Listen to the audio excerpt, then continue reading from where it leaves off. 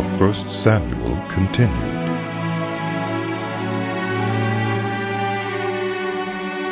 The Philistines gathered all their forces at Aphek, and Israel camped by the spring in Jezreel. As the Philistine rulers marched with their units of hundreds and thousands, David and his men were marching at the rear with Achish. The commanders of the Philistines asked, "What about these Hebrews?" Achish replied, "Is this not David, who was an officer of Saul, king of Israel? He has already been with me for over a year, and from the day he left Saul until now, I have found no fault in him." But the Philistine commanders were angry with Achish and said, "Send the man back, that he may return to the place you assigned him. He must not go with us into battle, or he will turn against us during the fighting. How better could he regain his master's favor than by taking the heads of our own men? Isn't this the David they sang about in their dances? Saul has slain his thousands, and David his tens of thousands." So Achish called David and said to him, "As surely as the Lord lives, you have been reliable, and I would be pleased to have you serve with me in the army. From the day you came to me until today, I have found no fault in you. But the rulers don't approve of you. Now, turn back and go in peace. Do nothing to displease the Philistine rulers." "But what have I done?" asked David. "What have you found against your servant from the day I came to you until now? Why can't I go and fight against the enemies of my lord the king?" Achish answered, "I know that you have been as pleasing in my eyes as an angel of God. Nevertheless, the Philistine commanders have said he must not go up with us into battle. Now, get up early, along with your master's servants who have come with you, and leave in the morning as soon as it is light." So David and his men got up early in the morning to go back to the land of the Philistines, and the Philistines went up to Jezreel. David and his men reached Ziklag on the third day. Now the Amalekites had raided the Negev and Ziklag. They had attacked Ziklag and burned it, and had taken captive the women who were in it, both young and old. They killed none of them, but carried them off as they went on their way. When David and his men reached Ziklag, they found it destroyed by fire, and their wives and sons and daughters taken captive. So David and his men wept aloud until they had no strength left to weep. David's 2 wives had been captured, Ahinoam of Jezreel and Abigail, the widow of Nabal of Carmel. David was greatly distressed because the men were talking of stoning him. Each one was bitter in spirit because of his sons and daughters. But David found strength in the Lord, his God. Then David said to Abiathar the priest, the son of Ahimelech, "Bring me the ephod." Abiathar brought it to him, and David inquired of the Lord, "Shall I pursue this raiding party? Will I overtake them?" Pursue them. You will certainly overtake them and succeed in the rescue." David and the 600 men with him came to the Besor Valley, where some stayed behind. 200 of them were too exhausted to cross the valley, but David and the other 400 continued the pursuit. They found an Egyptian in a field and brought him to David. They gave him water to drink and food to eat, part of a cake of pressed figs and 2 cakes of raisins.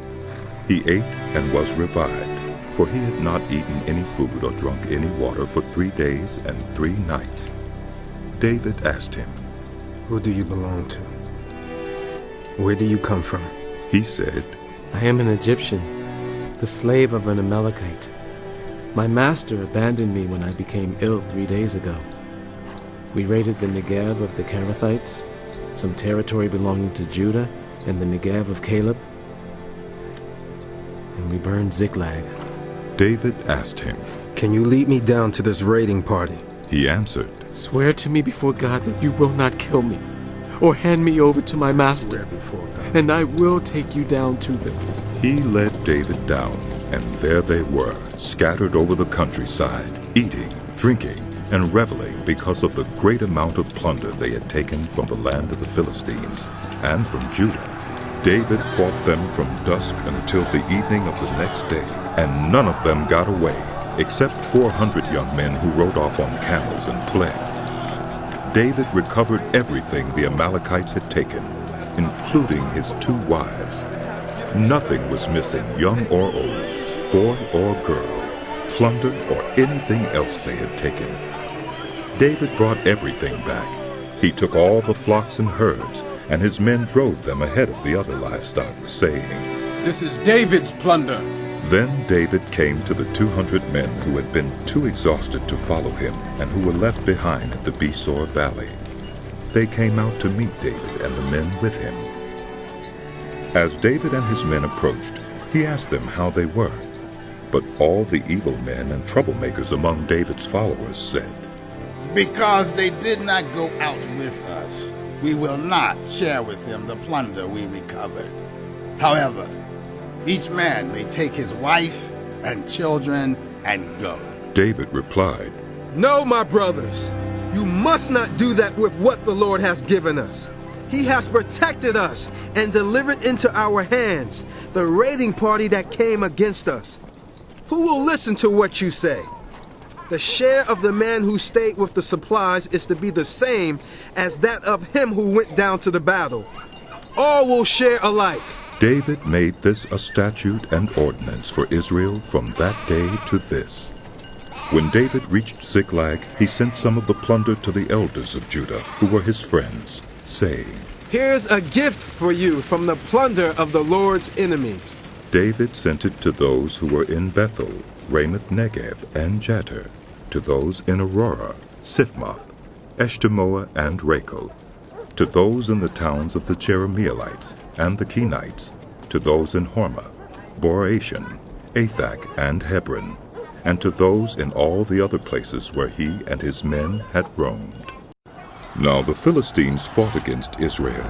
The Israelites fled before them, and many fell dead on Mount Gilboa. The Philistines were in hot pursuit of Saul and his sons, and they killed his sons Jonathan, Abinadab, and Malchishua. The fighting grew fierce around Saul, and when the archers overtook him, they wounded him critically. Saul said to his armor-bearer, Draw your sword and run me through, and these uncircumcised fellows will come and run me through and abuse me. But his armor-bearer was terrified and would not do it. So Saul took his own sword and fell on it. When the armor-bearer saw that Saul was dead, he too fell on his sword and died with him. So Saul and his 3 sons and his armor-bearer and all his men died together that same day. When the Israelites along the valley and those across the Jordan saw that the Israelite army had fled and that Saul and his sons had died, they abandoned their towns and fled, and the Philistines came and occupied them. The next day, when the Philistines came to strip the dead, they found Saul and his 3 sons fallen on Mount Gilboa. They cut off his head and stripped off his armor, and they sent messengers throughout the land of the Philistines to proclaim the news in the temple of their idols and among their people. They put his armor in the temple of the Ashtoreths and fastened his body to the wall of Bethshan. When the people of Jabesh-Gilead heard what the Philistines had done to Saul, all their valiant men marched through the night to Bethshan. They took down the bodies of Saul and his sons from the wall of Bethshan and went to Jabesh, where they burned them. Then they took their bones and buried them under a tamarisk tree at Jabesh, and they fasted 7 days.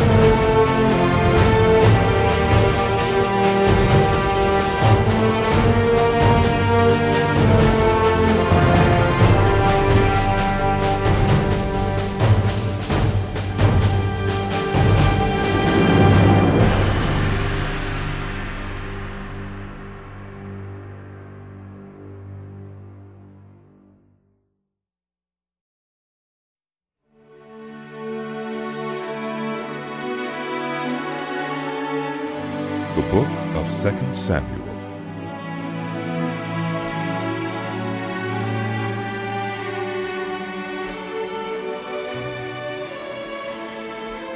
After the death of Saul, David returned from striking down the Amalekites and stayed in Ziklag 2 days. On the 3rd day, a man arrived from Saul's camp with his clothes torn and dust on his head.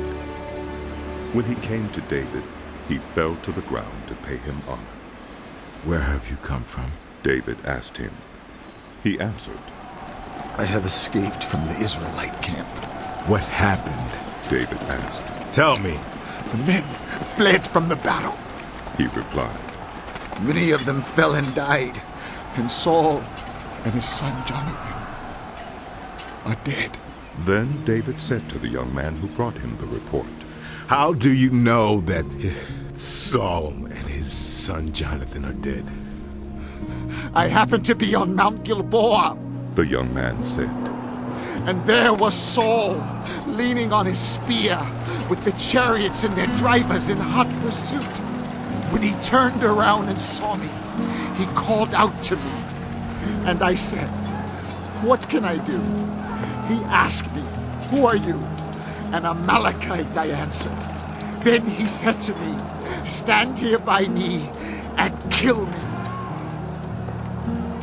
I'm in the throes of death, but I'm still alive. So I stood beside him and killed him, because I knew that after he had fallen, he could not survive.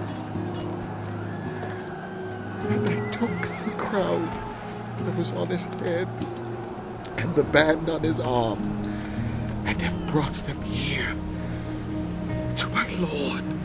Then David and all the men with him took hold of their clothes and tore them. They mourned and wept and fasted till evening for Saul and his son Jonathan, and for the army of the Lord and the house of Israel, because they had fallen by the sword. David said to the young man who brought him the report, "Where are you from?" "I am the son of a foreigner, an Amalekite." he answered. David asked him, "Why weren't you afraid to lift your hand to destroy the Lord's anointed?" Then David called one of his men and said, "Go strike him down!" So he struck him down, and he died. For David had said to him, "Your blood be on your own head. Your own mouth testified against you when you said, 'I killed the Lord's anointed.'" David took up this lament concerning Saul and his son Jonathan, and he ordered that the people of Judah be taught this lament of the bow. It is written in the book of Jasher. "A gazelle lies slain on your heights, Israel. How the mighty have fallen. Tell it not in Gath, proclaim it not in the streets of Ashkelon, lest the daughters of the Philistines be glad, lest the daughters of the uncircumcised rejoice. Mountains of Gilboa, may you have neither dew nor rain, may no showers fall on your terraced fields. For there the shield of the mighty was despised, the shield of Saul, no longer rubbed with oil. From the blood of the slain, from the flesh of the mighty, the bow of Jonathan did not turn back. The sword of Saul did not return unsatisfied. Saul and Jonathan, in life they were loved and admired, and in death they were not parted. They were swifter than eagles. They were stronger than lions. Daughters of Israel, weep for Saul, who clothed you in scarlet and finery, who adorned your garments with ornaments of gold. How the mighty have fallen in battle. Jonathan lies slain on your heights. I grieve for you, Jonathan, my brother. You were very dear to me. Your love for me was wonderful, more wonderful than that of women. How the mighty have fallen. The weapons of war have perished." In the course of time, David inquired of the Lord. "Shall I go up to one of the towns of Judah?" He asked. The Lord said, Go up David asked, "Where shall I go?" to Hebron. The Lord answered, So David went up there with his 2 wives, Ahinoam of Jezreel, and Abigail, the widow of Nabal of Carmel. David also took the men who were with him, each with his family, and they settled in Hebron and its towns. Then the men of Judah came to Hebron, and there they anointed David king over the house of Judah. When David was told that it was the men from Jabesh-Gilead who had buried Saul, he sent messengers to them to say to them, "The Lord bless you for showing this kindness to Saul, your master, by burying him. May the Lord now show you kindness and faithfulness, and I too will show you the same favor, because you have done this. Now then, be strong and brave, for Saul, your master, is dead, and the house of Judah has anointed me king over them." Meanwhile, Abner, son of Ner, the commander of Saul's army, had taken Ishbosheth, son of Saul, and brought him over to Mahanaim. He made him king over Gilead, Asherai, and Jezreel, and also over Ephraim, Benjamin, and all Israel. Ishbosheth, son of Saul, was 40 years old when he became king over Israel, and he reigned 2 years. The house of Judah, however, remained loyal to David. The length of time David was king in Hebron over the house of Judah was 7 years and 6 months. Abner, son of Ner, together with the men of Ishbosheth, son of Saul, left Mahanaim and went to Gibeon. Joab, son of Zeruiah, and David's men went out and met them at the pool of Gibeon. One group sat down on one side of the pool and one group on the other side. Then Abner said to Joab, "Let's have some of the soldiers get up and fight hand to hand in front of us." All right, let them do it, Joab said. So they stood up and were counted off, 12 men for Benjamin and Ishbosheth, son of Saul, and 12 for David. Then each man grabbed his opponent by the head and thrust his dagger into his opponent's side, and they fell down together. So that place in Gibeon was called Helkath Hazurim. The battle that day was very fierce, and Abner and the Israelites were defeated by David's men. The 3 sons of Zeruiah were there, Joab, Abishai, and Asahel. Now Asahel was as fleet-footed as a wild gazelle. He chased Abner, turning neither to the right nor to the left as he pursued him. Abner looked behind him and asked, "Is that you, Asahel?" It is, he answered. Then Abner said to him, "Turn aside to the right or to the left. Take on one of the soldiers and strip him of his weapons." But Asahel would not stop chasing him. Again Abner warned Asahel, "Stop chasing me! Why should I strike you down? How could I look your brother Joab in the face?" But Asahel refused to give up the pursuit. So Abner thrust the butt of his spear into Asahel's stomach, and the spear came out through his back. He fell there and died on the spot. And every man stopped when he came to the place where Asahel had fallen and died. But Joab and Abishai pursued Abner, and as the sun was setting, they came to the hill of Ammah, near Giah, on the way to the wasteland of Gibeon. Then the men of Benjamin rallied behind Abner. They formed themselves into a group and took their stand on top of a hill. Abner called out to Joab, "Must the sword devour forever? Don't you realize that this will end in bitterness? How long before you order your men to stop pursuing their fellow Israelites?" Joab answered, As surely as God lives, if you had not spoken, the men would have continued pursuing them until morning. So Joab blew the trumpet, and everyone came to a halt. They no longer pursued Israel, nor did they fight any more. All that night Abner and his men marched through the Arabah. They crossed the Jordan, continued through the morning hours, and came to Mahanaim. Then Joab stopped pursuing Abner and assembled the whole army.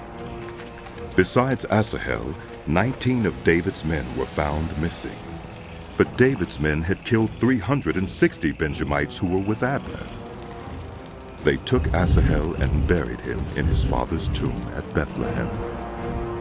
Then Joab and his men marched all night and arrived at Hebron by daybreak. The war between the house of Saul and the house of David lasted a long time. David grew stronger and stronger, while the house of Saul grew weaker and weaker. Sons were born to David in Hebron. His firstborn was Amnon, the son of Ahinoam of Jezreel. His second, Chileab, the son of Abigail, the widow of Nabal of Carmel. The third, Absalom, the son of Maacah, daughter of Talmai, king of Geshur. The fourth, Adonijah, the son of Haggith. The fifth, Shephatiah, the son of Abital. And the sixth, Ithream, the son of David's wife Eglah. These were born to David in Hebron. During the war between the house of Saul and the house of David, Abner had been strengthening his own position in the house of Saul. Now Saul had had a concubine named Rizpah, daughter of Aiah. And Ishbosheth said to Abner, "Why did you sleep with my father's concubine?" Abner was very angry because of what Ishbosheth said, so he answered, "Am I a dog's head on Judah's side?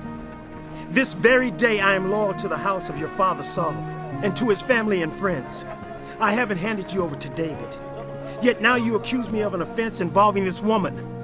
May God deal with Abner, be it ever so severely, if I do not do for David what the Lord promised him on oath, and transfer the kingdom from the house of Saul, and establish David's throne over Israel and Judah, from Dan to Beersheba." Ishbosheth did not dare to say another word to Abner because he was afraid of him. Then Abner sent messengers on his behalf to say to David, "Whose land is it? Make an agreement with me and I will help you bring all Israel over to you." "Good," said David. "I will make an agreement with you. But I demand one thing of you. Do not come into my presence unless you bring Michal, daughter of Saul, when you come to see me." Then David sent messengers to Ishbosheth, son of Saul, demanding, "Give me my wife Michal, whom I betrothed to myself, for the price of 100 Philistine foreskins." So Ishbosheth gave orders and had her taken away from her husband Paltiel, son of Laish. Her husband, however, went with her, weeping behind her all the way to Buharam. Then Abner said to him, "Go back home." So he went back. Abner conferred with the elders of Israel and said, "For some time you have wanted to make David your king. Now do it. For the Lord promised David, 'By my servant David I will rescue my people Israel from the hand of the Philistines and from the hand of all their enemies.'" Abner also spoke to the Benjamites in person. Then he went to Hebron to tell David everything that Israel and the whole house of Benjamin wanted to do. When Abner, who had 20 men with him, came to David at Hebron, David prepared a feast for him and his men. Then Abner said to David, "Let me go at once and assemble all Israel for my lord the king, so that they may make a covenant with you, and that you may rule over all that your heart desires." So David sent Abner away, and he went in peace. Just then David's men and Joab returned from a raid and brought with them a great deal of plunder. But Abner was no longer with David in Hebron, because David had sent him away, and he had gone in peace. When Joab and all the soldiers with him arrived, he was told that Abner, son of Ner, had come to the king, and that the king had sent him away, and that he had gone in peace. So Joab went to the king and said, "What have you done? Look, Abner came to you. Why did you let him go? Now he is gone. You know Abner, son of Ner. He came to deceive you and observe your movements and find out everything you are doing." Joab then left David and sent messengers after Abner, and they brought him back from the cistern at Sirah. But David did not know it.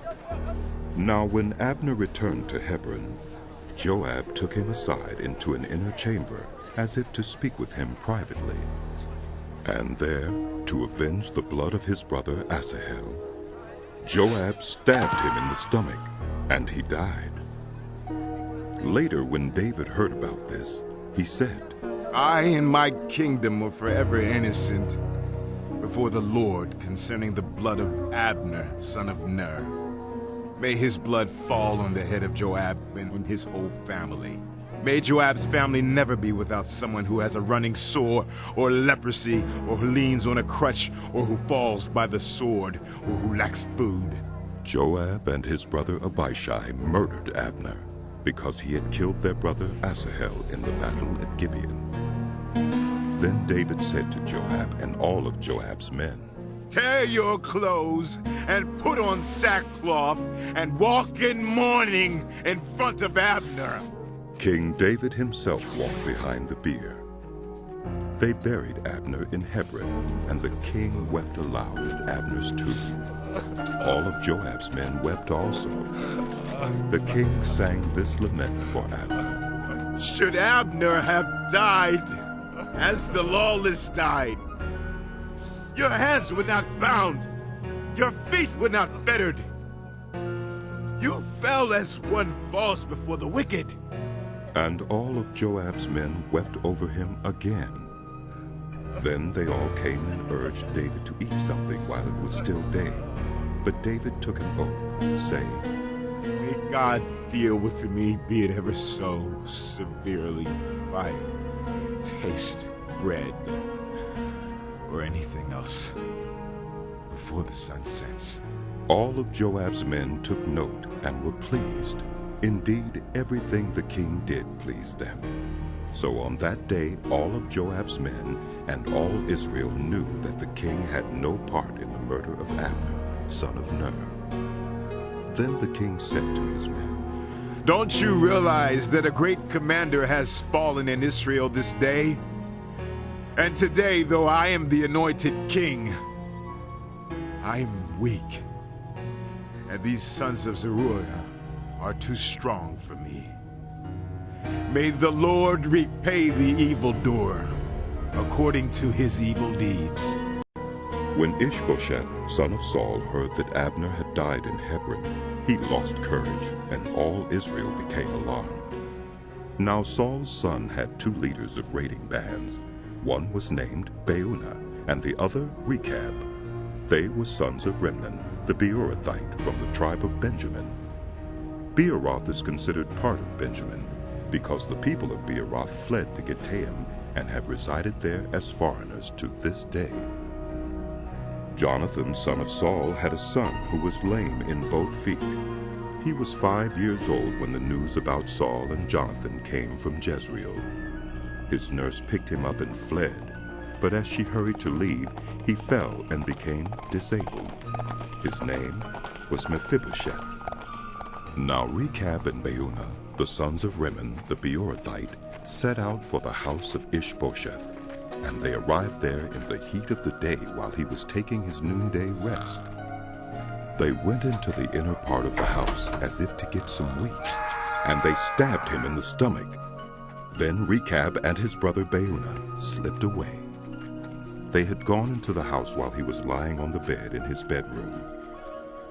After they stabbed and killed him, they cut off his head. Taking it with them, they traveled all night by way of the Arabah.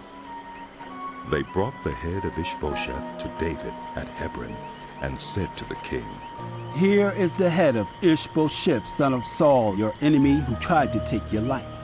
This day the Lord has avenged my lord the king against Saul and his offspring. David answered Rechab and his brother Baunah, the sons of Rimmon the Beerothite, As surely as the Lord lives, who has delivered me out of every trouble. When someone told me Saul is dead and thought he was bringing good news, I seized him and put him to death in Ziklag. That was the reward I gave him for his news.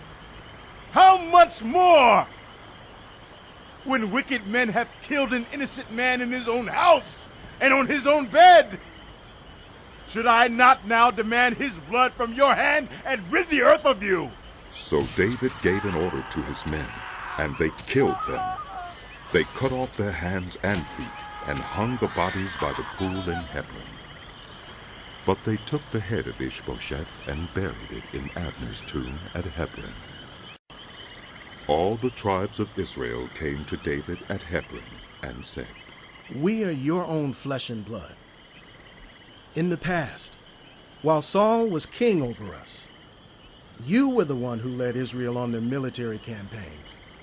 And the Lord said to you, 'You will shepherd my people Israel, and you will become their ruler.'" When all the elders of Israel had come to King David at Hebron, the king made a covenant with them at Hebron before the Lord, and they anointed David king over Israel. David was 30 years old when he became king, and he reigned 40 years.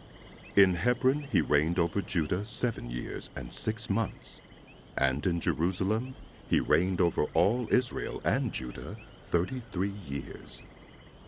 The king and his men marched to Jerusalem to attack the Jebusites who lived there.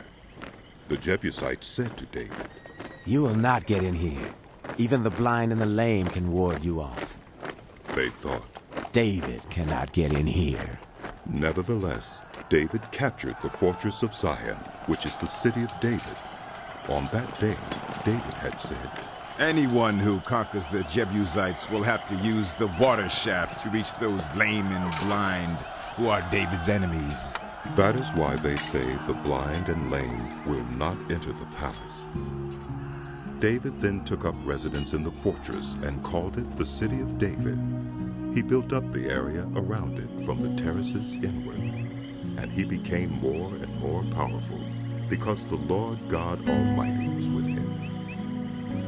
Now Hiram, king of Tyre, sent messengers to David along with cedar logs and carpenters and stonemasons, and they built a palace for David.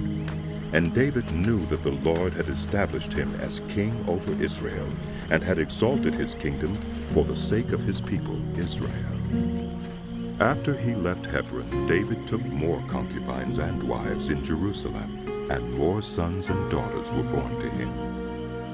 These are the names of the children born to him there: Shemua, Shobab, Nathan, Solomon, Ibhar, Elishua, Nepheg, Japhiah, Elishama, Eliada, and Eliphalet. When the Philistines heard that David had been anointed king over Israel, they went up in full force to search for him. But David heard about it and went down to the stronghold. Now the Philistines had come and spread out in the valley of Rephaim.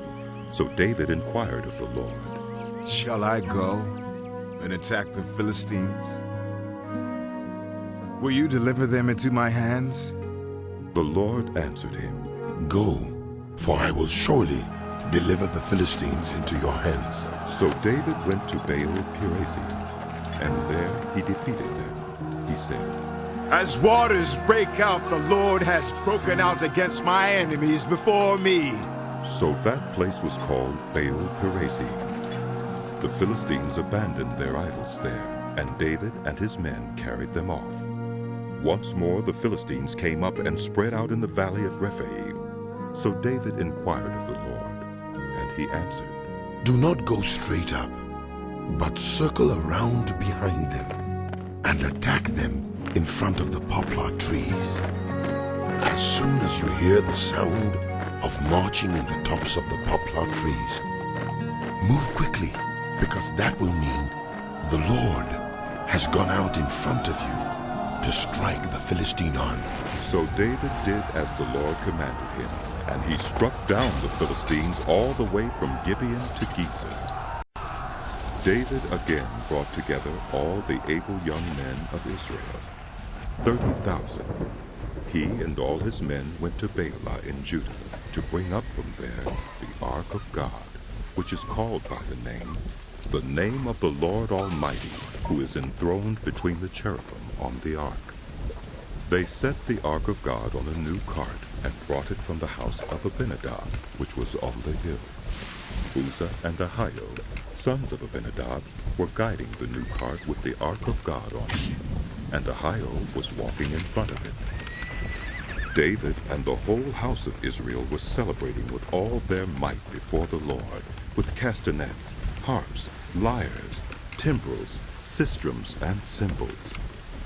When they came to the threshing floor of Nacon, Uzzah reached out and took hold of the ark of God, because the oxen stumbled.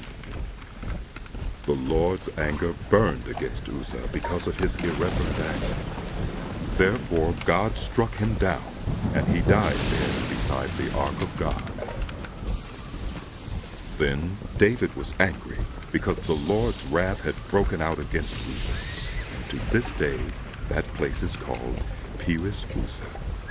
David was afraid of the Lord that day, and said, "How can the ark of the Lord ever come to me?" He was not willing to take the ark of the Lord to be with him in the city of David. Instead, he took it to the house of Obed-Edom the Gittite. The ark of the Lord remained in the house of Obed-Edom the Gittite for 3 months, and the Lord blessed him and his entire household. Now King David was told, "The Lord has blessed the household of Obed-Edom and everything he has, because of the ark of God." So David went to bring up the ark of God from the house of Obed-Edom to the city of David with rejoicing. When those who were carrying the ark of the Lord had taken 6 steps, he sacrificed a bull and a fattened calf. Wearing a linen ephod, David was dancing before the Lord with all his might, while he and the entire house of Israel were bringing up the ark of the Lord with shouts and the sound of trumpets. As the ark of the Lord was entering the city of David, Michal, daughter of Saul, watched from a window. And when she saw King David leaping and dancing before the Lord, she despised him in her heart. They brought the ark of the Lord and set it in its place inside the tent that David had pitched for it. And David sacrificed burnt offerings and fellowship offerings before the Lord. After he had finished sacrificing the burnt offerings and fellowship offerings, he blessed the people in the name of the Lord Almighty. Then he gave a loaf of bread, a cake of dates, and a cake of raisins to each person in the whole crowd of Israelites, both men and women, and all the people went to their homes. When David returned home to bless his household, Michal, daughter of Saul, came out to meet him and said, "How the king of Israel has distinguished himself today, going around half naked in full view of the slave girls of his servants as any vulgar fellow would." David said to Michal, "It was before the Lord, who chose me rather than your father or anyone from his house when he appointed me ruler over the Lord's people Israel. And I will celebrate before the Lord. I will become even more undignified than this, and I will be humiliated in my own eyes. But by these slave girls you spoke of, I will be held in honor." And Michal, daughter of Saul, had no children to the day of her death. After the king was settled in his palace, and the Lord had given him rest from all his enemies around him, he said to Nathan the prophet, "Here I am, living in a house of cedar, while the ark of God remains in a tent." Nathan replied to the king, "Whatever you have in mind, go ahead and do it, for the Lord is with you." But that night the word of the Lord came to Nathan, saying, "Go and tell my servant David, this is what the Lord says. Are you the one to build me a house to dwell in?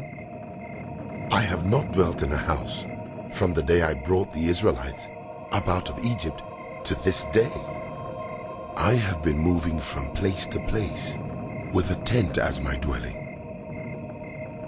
Wherever I have moved with all the Israelites, did I ever say to any of their rulers, whom I commanded to shepherd my people Israel, why have you not built me a house of cedar? Now then, tell my servant David, this is what the Lord Almighty says. I took you from the pasture, from tending the flock, and appointed you ruler over my people Israel. I have been with you wherever you have gone. and I have cut off all your enemies from before you. Now I will make your name great, like the names of the greatest men on earth. And I will provide a place for my people Israel, and will plant them so that they can have a home of their own, and no longer be disturbed. Wicked people will not oppress them anymore, as they did at the beginning, and have done ever since the time I appointed leaders over my people Israel. I will also give you rest from all your enemies. The Lord declares to you that the Lord himself will establish a house for you. When your days are over and you rest with your ancestors, I will raise up your offspring to succeed you, who will come from your own body, and I will establish his kingdom. He is the one who will build a house for my name, and I will establish the throne of his kingdom forever. I will be his father, and he will be my son. When he does wrong, I will punish him with a rod wielded by human beings, with floggings inflicted by human hands. But my love will never be taken away from him, as I took it away from Saul, whom I removed from before you. Your house and your kingdom will endure forever before me. Your throne will be established forever. Nathan reported to David all the words of this entire revelation. Then King David went in and sat before the Lord, and he said, Who am I, sovereign Lord? And what is my family, that you have brought me this far? And as if this were not enough in your sight, sovereign Lord, you have also spoken about the future of the house of your servant. And this decree, sovereign Lord, is for a human being? What more can David say to you? For you know your servant, sovereign Lord. For the sake of your word and according to your will, you have done this great thing and made it known to your servant. How great you are, sovereign Lord. There is no one like you, and there is no God but you, as we have heard with our own ears.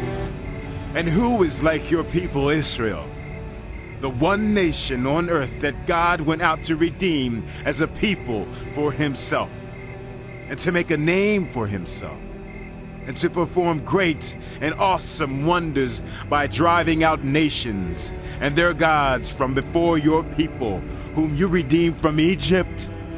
You have established your people Israel as your very own forever, and you, Lord, have become their God. And now, Lord God, keep forever the promise you have made concerning your servant and his house. Do as you promised, so that your name will be great forever. Then people will say, The Lord Almighty is God over Israel, and the house of your servant David will be established in your sight. Lord Almighty God of Israel, you have revealed this to your servant, saying, I will build a house for you. So your servant has found courage to pray this prayer to you. Sovereign Lord, you are God. Your covenant is trustworthy, and you have promised these good things to your servant. Now be pleased to bless the house of your servant, that it may continue forever in your sight. For you, sovereign Lord, have spoken. And with your blessing, the house of your servant will be blessed forever. In the course of time, David defeated the Philistines and subdued them, and he took Metheg-Anna from the control of the Philistines. David also defeated the Moabites. He made them lie down on the ground and measured them off with a length of cord. every 2 lengths of them were put to death, and the 3rd length was allowed to live. So the Moabites became subject to David and brought him tribute. Moreover, David defeated Hadadezer, son of Rehob, king of Zobah, when he went to restore his monument at the Euphrates River. David captured 1,000 of his chariots, 7,000 charioteers, and 20,000 foot soldiers. He hamstrung all but 100 of the chariot horses. When the Arameans of Damascus came to help Hadadezer, king of Zobah, David struck down 22,000 of them. He put garrisons in the Aramean kingdom of Damascus, and the Arameans became subject to him and brought tribute. The Lord gave David victory wherever he went. David took the gold shields that belonged to the officers of Hadadezer and brought them to Jerusalem. From Tebah and Berothai, towns that belonged to Hadadezer, King David took a great quantity of bronze. When Tu, king of Hamath, heard that David had defeated the entire army of Hadadezer, he sent his son Joram to King David to greet him and congratulate him on his victory in battle over Hadadezer, who had been at war with Tu. Joram brought with him articles of silver, of gold, and of bronze. King David dedicated these articles to the Lord, as he had done with the silver and gold from all the nations he had subdued, Edom and Moab, the Ammonites and the Philistines, and Amalek. He also dedicated the plunder taken from Hadadezer, son of Rehob, king of Zobah. And David became famous after he returned from striking down 18,000 Edomites in the Valley of Salt. He put garrisons throughout Edom, and all the Edomites became subject to David. The Lord gave David victory wherever he went. David reigned over all Israel, doing what was just and right for all his people. Joab, son of Zeruiah, was over the army. Jehoshaphat, son of Ahilud, was recorder. Zadok, son of Ahitub, and Ahimelech, son of Abiathar, were priests. Seraiah was secretary. Benaiah, son of Jehoiada, was over the Kerethites and Pelethites, and David's sons were priests. David asked, "Is there anyone still left of the house of Saul to whom I can show kindness for Jonathan's sake?" Now there was a servant of Saul's household named Ziba. They summoned him to appear before David, and the king said to him, "Are you Ziba?" "At your service," he replied. The king asked, "Is there no one still left of the house of Saul to whom I can show God's kindness?" Ziba answered the king, "There is still a son of Jonathan. He is lame in both feet." "Where is he?" the king asked. Ziba answered, "He is at the house of Machir, son of Ammiel in Lo-debar." So King David had him brought from Lo-debar, from the house of Machir, son of Ammiel. When Mephibosheth, son of Jonathan, the son of Saul, came to David, he bowed down to pay him honor. David said, "Mephibosheth!" "At your service," he replied. "Don't be afraid," David said to him, "for I will surely show you kindness for the sake of your father Jonathan. I will restore to you all the land that belonged to your grandfather Saul, and you will always eat at my table." Mephibosheth bowed down and said, "What is your servant that you should notice a dead dog like me?" Then the king summoned Ziba, Saul's steward, and said to him, "I have given your master's grandson everything that belonged to Saul and his family. You and your sons and your servants are to farm the land for him and bring in the crops so that your master's grandson may be provided for. And Mephibosheth, grandson of your master, will always eat at my table." Now Ziba had 15 sons and 20 servants. Then Ziba said to the king, "Your servant will do whatever my lord the king commands his servant to do." So Mephibosheth ate at David's table like one of the king's sons. Mephibosheth had a young son named Micah, and all the members of Ziba's household were servants of Mephibosheth. And Mephibosheth lived in Jerusalem, because he always ate at the king's table. He was lame in both feet. In the course of time, the king of the Ammonites died, and his son Hanun succeeded him as king. David thought, I will show kindness to Hanun, son of Nahash, just as his father showed kindness to me. So David sent a delegation to express his sympathy to Hanun concerning his father. When David's men came to the land of the Ammonite commanders said to Hanun, their lord, Do you think David is honoring your father by sending envoys to you to express sympathy? Hasn't David sent them to you only to explore the city and spy it out and overthrow it? So Hanun seized David's envoys, shaved off half of each man's beard, cut off their garments at the buttocks, and sent them away.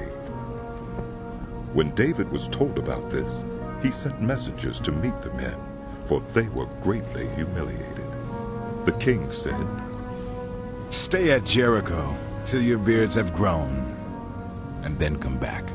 When the Ammonites realized that they had become obnoxious to David, they hired 20,000 Aramean foot soldiers from Beth-rehob and Zobah, as well as the king of Maacah with 1,000 men, and also 12,000 men from Tob. On hearing this, David sent Joab out with the entire army of fighting men. The Ammonites came out and drew up in battle formation at the entrance of their city gate, while the Arameans of Zobah and Rehob and the men of Tob and Maacah were by themselves in the open country. Joab saw that there were battle lines in front of him and behind him, so he selected some of the best troops in Israel and deployed them against the Arameans. He put the rest of the men under the command of Abishai, his brother, and deployed them against the Ammonites. Joab said, If the Arameans are too strong for me, then you are to come to my rescue. But if the Ammonites are too strong for you, then I will come to rescue you. Be strong, and let us fight bravely for our people and the cities of our God. The Lord will do what is good in his sight. Then Joab and the troops with him advanced to fight the Arameans, and they fled before him. When the Ammonites realized that the Arameans were fleeing, they fled before Abishai and went inside the city. So Joab returned from fighting the Ammonites and came to Jerusalem. After the Arameans saw that they had been routed by Israel, they regrouped. Hadadezer had Arameans brought from beyond the Euphrates River. They went to Helam with Shobak, the commander of Hadadezer's army, leading them. When David was told of this, he gathered all Israel, crossed the Jordan, and went to Helam. The Arameans formed their battle lines to meet David and fought against him. But they fled before Israel, and David killed 700 of their charioteers and 40,000 of their foot soldiers. He also struck down Shobak, the commander of their army, and he died there. When all the kings who were vassals of Hadadezer saw that they had been routed by Israel, they made peace with the Israelites and became subject to them. So the Arameans were afraid to help the Ammonites anymore. In the spring, at the time when kings go off to war, David sent Joab out with the king's men and the whole Israelite army. They destroyed the Ammonites and besieged Rabbah. But David remained in Jerusalem.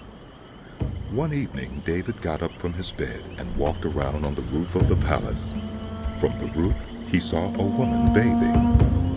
The woman was very beautiful, and David sent someone to find out about her. The man said, She is Bathsheba, the daughter of Eliam, and the wife of Uriah the Hittite. Then David sent messengers to get her. She came to him, and he slept with her. Now she was purifying herself from her monthly uncleanness. Then she went back home. The woman conceived and sent word to David, saying, I am pregnant. So David sent this word to Joab, Send me Uriah the Hittite. And Joab sent him to David.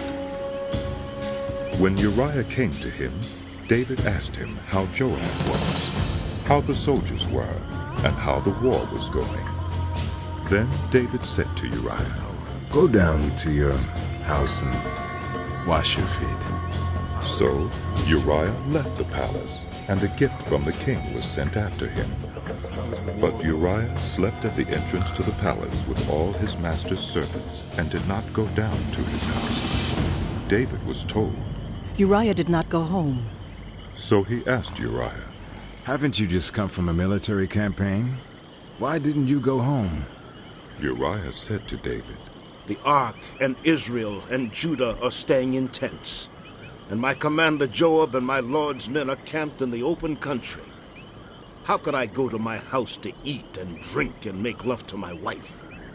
As surely as you live, I will not do such a thing. Then David said to him, Stay here one more day, and tomorrow I will send you back. So Uriah remained in Jerusalem that day and the next. At David's invitation, he ate and drank with him, and David made him drunk.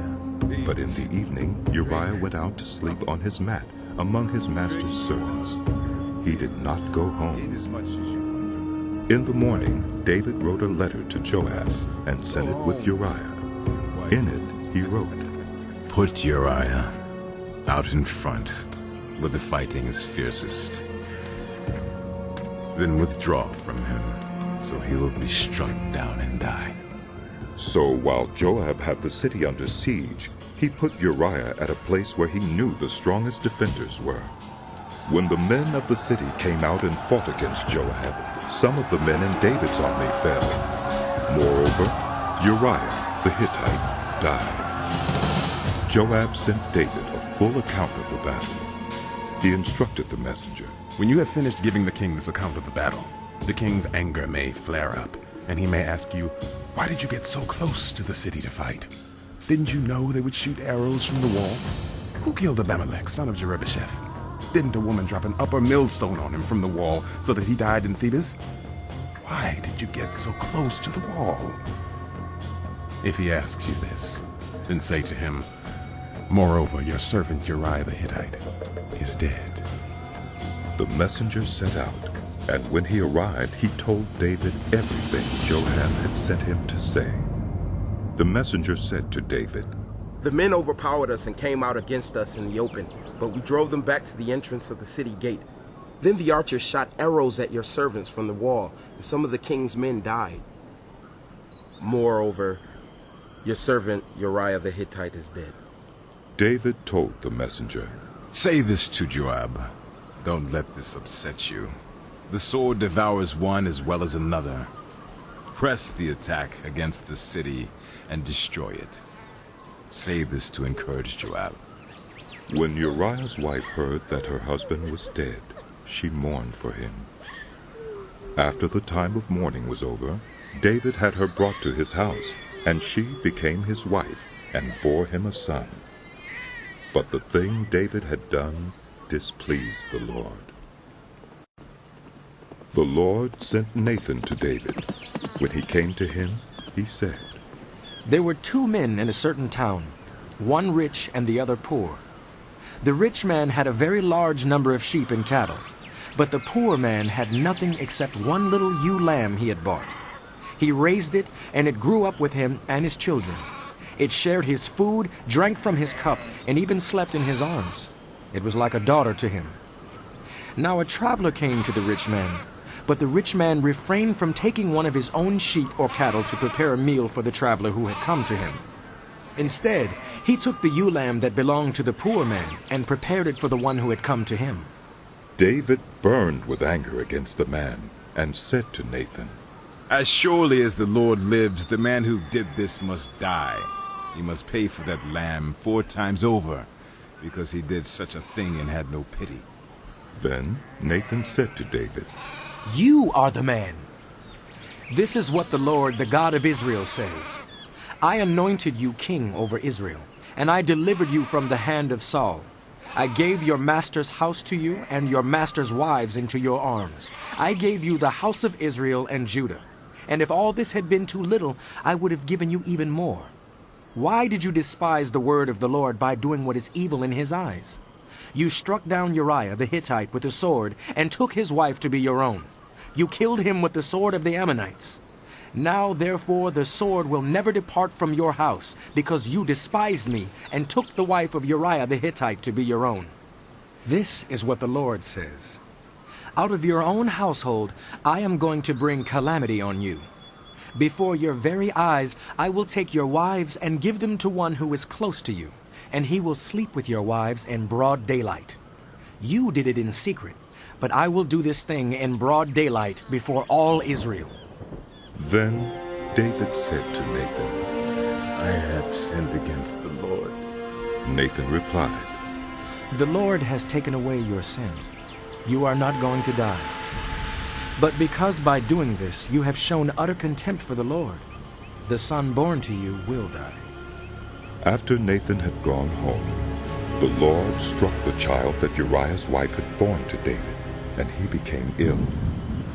David pleaded with God for the child. He fasted and spent the nights lying in sackcloth on the ground. The elders of his household stood beside him to get him up from the ground, but he refused, and he would not eat any food with them. On the seventh day, the child died. David's attendants were afraid to tell him that the child was dead, for they thought, While the child was still living, he wouldn't listen to us when we spoke to him. How can we now tell him the child is dead? He may do something desperate. David noticed that his attendants were whispering among themselves, and he realized the child was dead. No! No! No!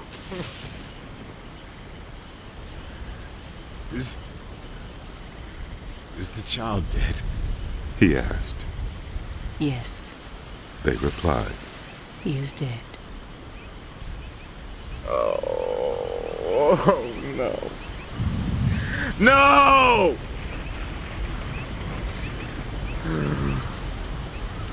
Then David got up from the ground. After he had washed, put on lotions, and changed his clothes, he went into the house of the Lord and worshipped.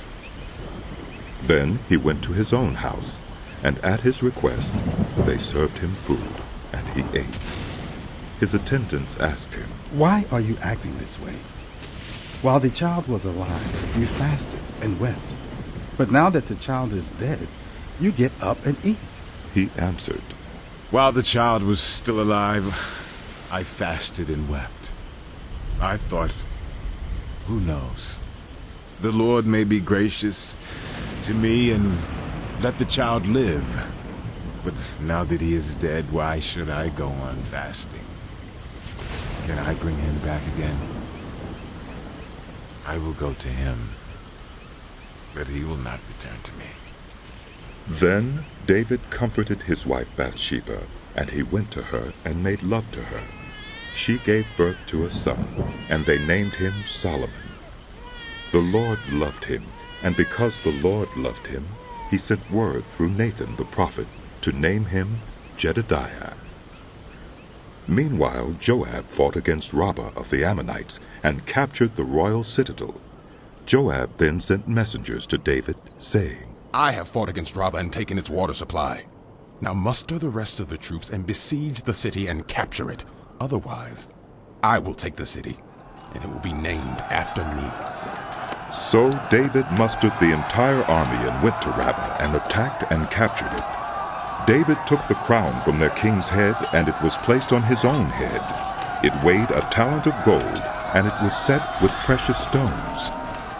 David took a great quantity of plunder from the city and brought out the people who were there, consigning them to labor with saws and with iron picks and axes, and he made them work at brick-making. David did this to all the Ammonite towns.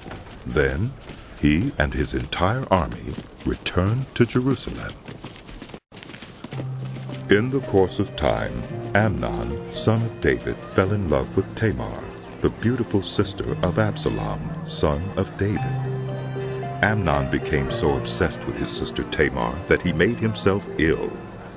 She was a virgin, and it seemed impossible for him to do anything to her. Now Amnon had an advisor named Jonadab, son of Shimeah, David's brother. Jonadab was a very shrewd man. He asked Amnon, Why do you, the king's son, look so haggard, morning after morning? Won't you tell me? Amnon said to him, I'm in love with Tamar, my brother Absalom's sister. Go to bed and pretend to be ill. Jonadab said. When your father comes to see you, say to him, I would like my sister Tamar to come and give me something to eat. Let her prepare the food in my sight so I may watch her and then eat it from her hand. So Amnon lay down and pretended to be ill. When the king came to see him, Amnon said to him, I would like my sister Tamar to come and make some special bread in my sight, so I may eat from her hand. David sent word to Tamar at the palace. Go to the house of your brother Amnon and prepare some food for him. So Tamar went to the house of her brother Amnon, who was lying down. She took some dough, kneaded it, made the bread in his sight, and baked it. Then she took the pan and served him the bread, but he refused to eat. Send everyone out of here, Amnon said. So everyone left him. Then Amnon said to Tamar, Bring the food here into my bedroom, so I may eat from your hand. And Tamar took the bread she had prepared and brought it to her brother Amnon in his bedroom. But when she took it to him to eat, he grabbed her and said, Come to bed with me, my sister. No, my brother! She said to him, Don't force me. Such a thing should not be done in Israel. Don't do this wicked thing. What about me?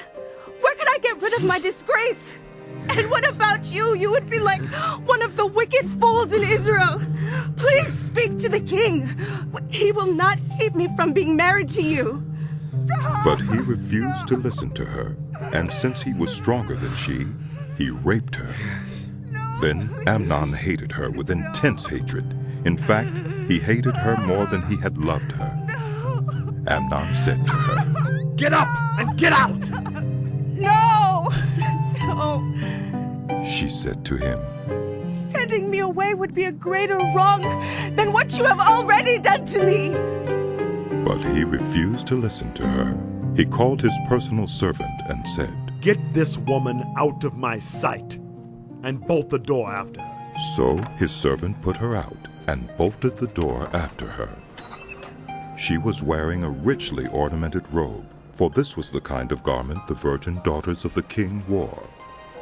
Tamar put ashes on her head and tore the ornamented robe she was wearing. She put her hands on her head and went away, weeping aloud as she went. Her brother Absalom said to her, Has that Amnon, your brother, been with you? Be quiet for now, my sister. He is your brother. Don't take this thing to heart. And Tamar lived in her brother Absalom's house, a desolate woman. When King David heard all this, he was furious. And Absalom never spoke to Amnon again. He hated Amnon because he had disgraced his sister Tamar. 2 years later, when Absalom's sheep shearers were at Baal Hazor, near the border of Ephraim, he invited all the king's sons to come there. Absalom went to the king and said, Your servant has had shearers come. Will the king and his attendants please join you? No, my son, the king replied. All of us should not go. We would only be a burden to you. Although Absalom urged him, he still refused to go, but gave him his blessing. Then Absalom said, If not, please let my brother Amnon come with us. The king asked him, Why should he go with you? But Absalom urged him. So he sent with him Amnon and the rest of the king's sons. Absalom ordered his men, Listen, when Amnon is in high spirits from drinking wine, and I say to you, strike Amnon down, then kill him. Don't be afraid. Haven't I given you this order? Be strong and brave. So Absalom's men did to Amnon what Absalom had ordered. Then all the king's sons got up, mounted their mules, and fled. While they were on their way, the report came to David. Absalom has struck down all the king's sons. Not one of them is left. The king stood up, tore his clothes, and lay down on the ground, and all his attendants stood by with their clothes torn. But Jonadab, son of Shimeah, David's brother, said, My lord should not think that they killed all the princes. Only Amnon is dead. This has been Absalom's express intention ever since the day Amnon raped his sister Tamar. My lord, the king should not be concerned about the report that all the king's sons are dead. Only Amnon is dead. Meanwhile, Absalom had fled. Now the man standing watch looked up and saw many people on the road west of him, coming down the side of the hill. The watchman went and told the king. I see men in the direction of Horonaim, on the side of the hill. Jonadab said to the king, See, the king's sons have come. It has happened just as your servant said. As he finished speaking, the king's sons came in, wailing loudly. The king, too, and all his attendants wept very bitterly. Absalom fled and went to Talmai, son of Ammiad, the king of Geshur. But King David mourned many days for his son. After Absalom fled and went to Geshur, he stayed there 3 years, and King David longed to go to Absalom, for he was consoled concerning Amnon's death.